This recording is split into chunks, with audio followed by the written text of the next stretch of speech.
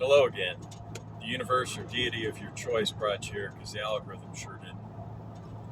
I was thinking about something the other day and thought I'd do a quick video on it.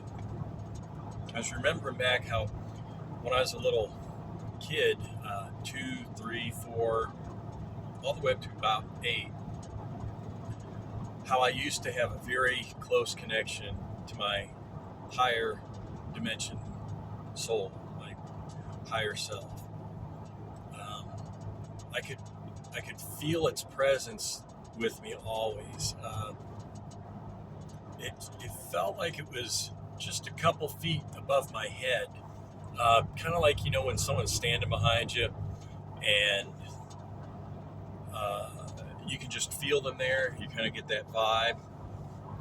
So that's what it felt like, and I could also talk to him, or he would talk to me. Sometimes I heard words in my head. Other times it's kind of hard to describe. It wasn't always clear, distinct words, but it was telepathy, which of course is how we communicate up in the higher dimensions. Um, but anyway, my higher self was always there, watching out for me, and actually protected me, got me out of dangerous situations several times as a little child. Um, there wasn't anyone there to see per se. That's not saying uh, there wasn't something in different light spectrums. As humans down here in this dimension, we have very limited uh, ability to. The visible light spectrum is very limited. So sometimes when you have the hair on the back of your neck stand up or get a bad vibe, sometimes that's because there's something there. Same way with sometimes you get a really good feeling. Maybe there's a good spirit or soul there, but you don't see it.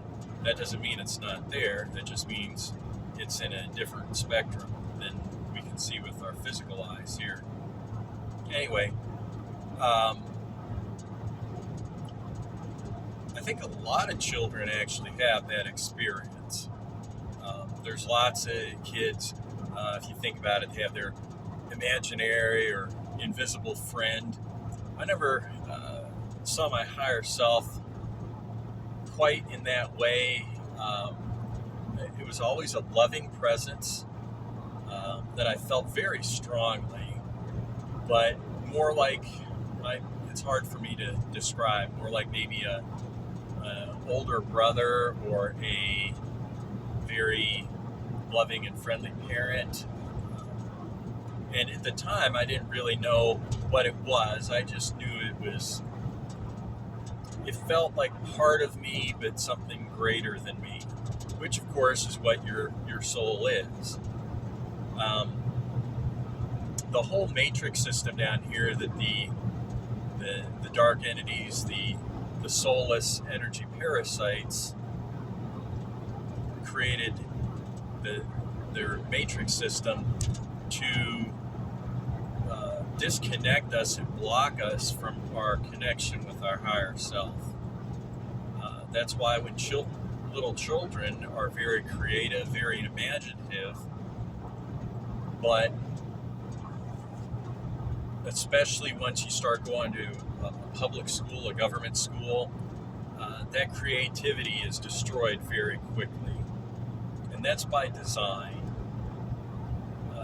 And so it's important that we encourage our children to have that higher spiritual connection. And it's also important that matrix system is being deconstructed and disempowered as we speak. That's what the last 6, 8 years, 10 years that has manifested it very strongly as politics, but it's been far beyond and greater than mere politics. This is about removing those entities from our daily lives and from this dimension, who have basically enslaved humanity.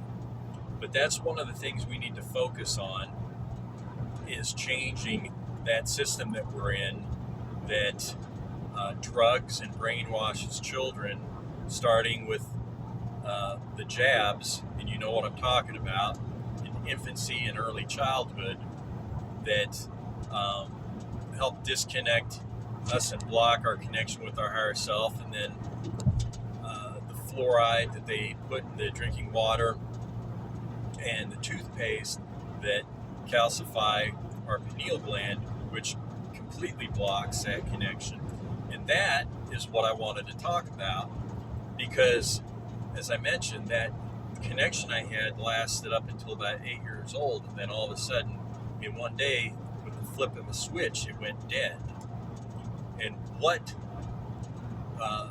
caused that was, I don't know if they still do this in the government schools or not, but they used to give fluoride treatments, and what that was is they just put a whole bunch of fluoride directly into your mouth, and then you'd have to sit there with a mouthful of fluoride for about 5 minutes.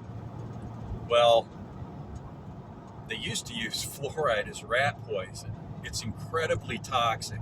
Under no circumstances should that ever be given to humans, and especially not children, who are even more susceptible to fluoride poisoning than adults are.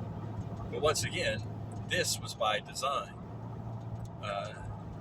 Shortly before World War II, the Nazis discovered that treating people with fluoride impairs their cognitive ability and function, and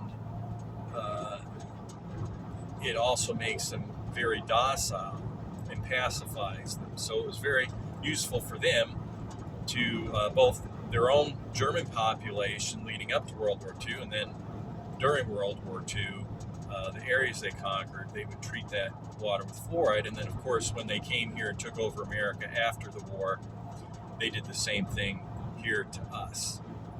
And it took me, so in one day, I basically lost my higher self connection for 30 years until I was able to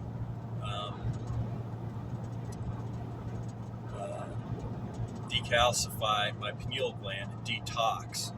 And that was a long, involved process. I encourage you to do your own research on that. Some of the things that I did to help with that, I began daily drinking apple cider vinegar, which helped. I also did multiple heavy metal detoxes, primarily with seaweed, and also spirulina and chlorella, which are also seaweed derivatives. Seaweed's very good for detoxing, and particularly for detoxing heavy metals. Plus, they're high in iodine, which is very hard to get iodine that your body can actually use, other than naturally occurring in seaweed is probably the best and highest concentration of that. And sound baths also seem to help with me. Harmonic frequencies can also help break up that crystallization. But once your pineal gland is crystallized, your pineal gland is a liquid crystal transceiver. That a transceiver both sends and receives frequencies, and of course, those frequencies are just energy that your soul communicates with your lower dimensional physical body.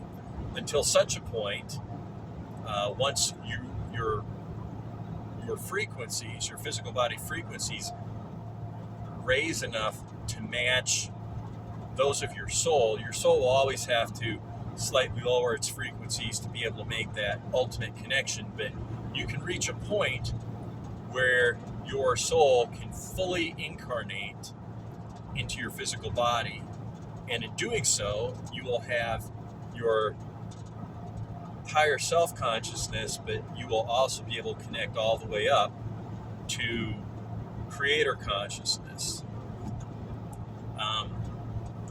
And so I just wanted to share this with you as a personal anecdote, but also to make you aware of things. We are not just drugged, but we're also brainwashed, both in public schools, but also in all organized religions, and even a lot by our parents, who themselves have been brainwashed and drugged previous to ourselves. And so we need to be cognizant and aware of that, number one, so that we don't follow that pattern and do it to our own children, but also so that when we are older, well, even when we're younger, we can try to avoid that ourselves, but if we have been subjected to that, that we can clear and detox it from ourselves so that we can then reconnect to our higher dimensional soul.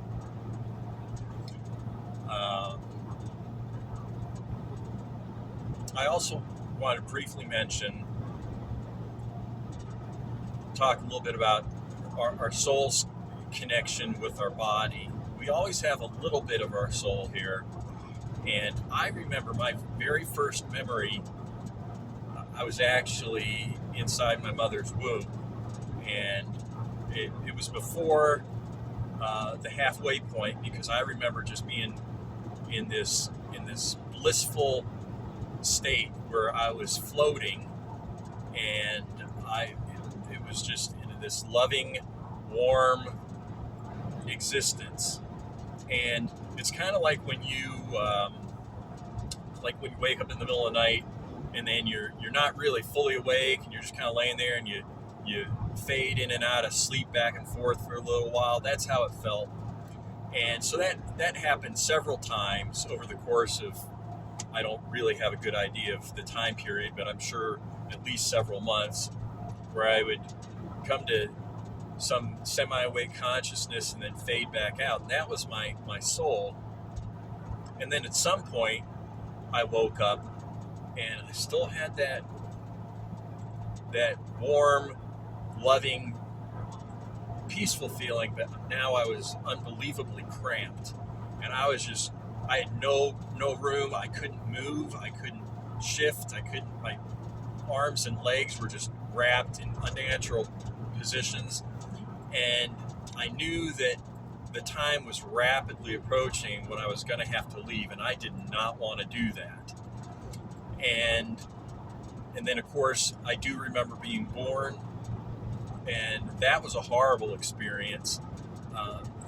One of the things that they do to you is deliberate psychological torture, and it's very unnatural, is they shine those bright lights in your eyes, and that definitely causes trauma in newborn infants. And then, of course, they wrap you so you can't move. Not that you have motor skills anyway at that stage, but they wrap you so you can't move, and then they stack you in boxes underneath these bright lights. And that's just like unforgivable. There's no reason to do that. And as an infant, you're completely defenseless, and even closing your eyes gives no relief, because these bright lights are just shining right through your eyelids and burning your eyes. So that's another thing that definitely needs to be changed. In addition to, they need to end the jabbing of everyone really, but especially infants that can't give any form of consent. But life begins at conception, but consciousness is already there, but that consciousness in the higher dimensions, but that consciousness comes down inside the baby while it is still within the mother. It doesn't stay there the whole time. It fades in and out, but that's there. And that's why the things that these energy parasites encourage people to do to unborn infants is a crime against humanity and must be ended. Anyway, we've already won.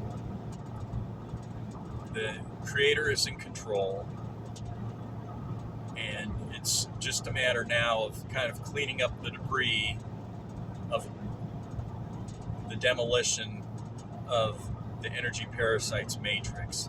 And that's on us to do, and we will build the golden age of Jia. So, as always, until next time, remember, V for victory.